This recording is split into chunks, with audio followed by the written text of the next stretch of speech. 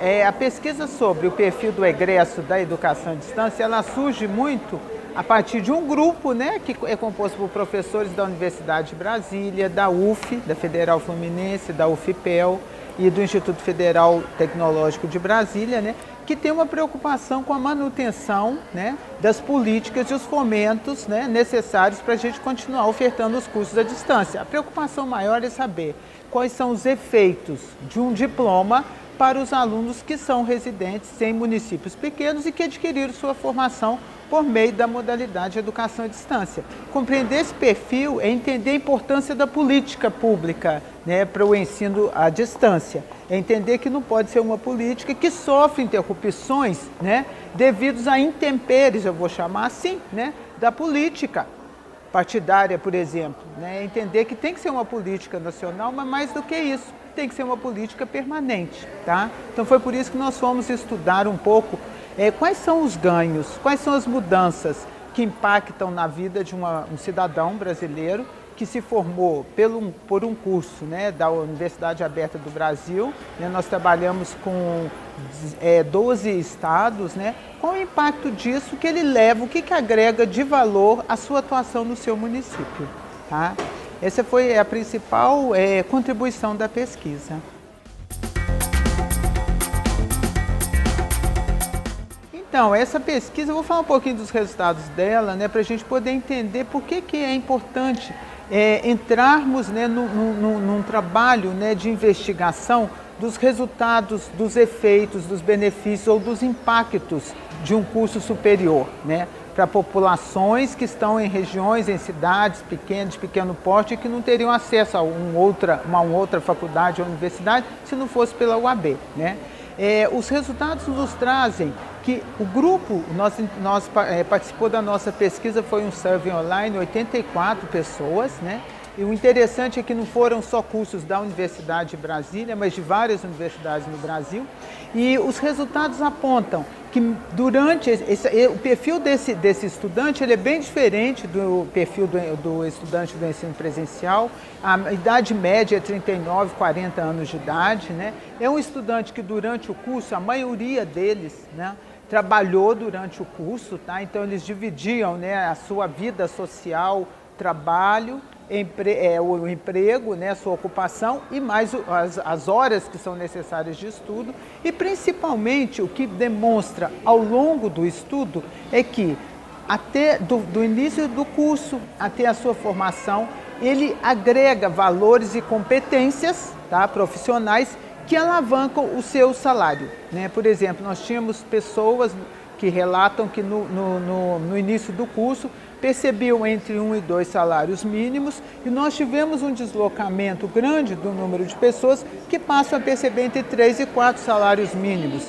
Inclusive, 2 casos que percebem um salário mínimo chegando a 13 salários mínimos, uma renda. Né? Então isso demonstra que há um efeito do curso. E é esse efeito, no que eles apontam? É uma pergunta, né? É uma questão aberta que a gente vai aprofundar numa outra fase da pesquisa, que nós estamos na fase 1, né? A fase 2 serão entrevistas individuais e coletivas, mas as principais mudanças que eles trazem é que eles participaram de concursos públicos e foram aprovados. Né? Nós tivemos cursos de licenciatura, mas cursos de tecnólogos também. Então, nós temos ingressantes no serviço público por meio de concurso. Nós tivemos vários relatos de mudança de valores e hábitos deles no comportamento social. Né? Então, eles passam a ser pessoas mais conectadas, que usam a internet para aprofundar os seus conhecimentos, que ampliou. Né, houve uma ampliação da rede social deles, de pessoas que eles conhecem hoje, né, o que melhora a autoestima. Né, eles se sentem hoje pessoas muito mais reconhecidas no seu fazer do que antes, como se saíssem do anonimato para uma posição diferenciada hoje na sua comunidade local. Né. Eles também relatam um sentimento de prestígio frente a essa comunidade, né? É como se eles se sentissem prestigiados porque têm um diploma e têm conhecimentos que agregam valor às práticas sociais de sua comunidade. né? Então, há uma questão também sobre o uso das tecnologias, né? O quanto eles utilizam para a sua autoformação, né? E eles alegam que continuam utilizando as tecnologias para buscar informação, para conectar com essas pessoas, para não perder esses vínculos. Tá?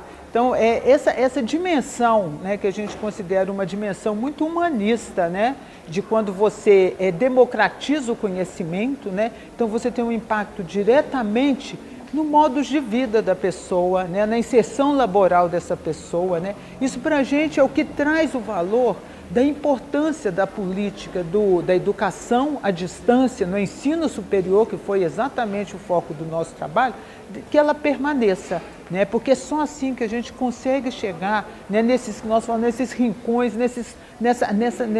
geograficamente pensando na dimensão do Brasil, né, chegar em locais que de outra forma nós, professores universitários e as nossas universidades, não teriam acesso. Né? Então nós estamos confirmando que a democratização do conhecimento, ela leva a uma formação agregada, ela agrega uma formação a esse cidadão, ela agrega um novo olhar e uma nova postura no mercado de trabalho, um sentimento de autorreconhecimento e de prestígio social. E com certeza eles devem estar agregando também serviços, né, agregando outros olhares para a comunidade em que eles vivem. Né?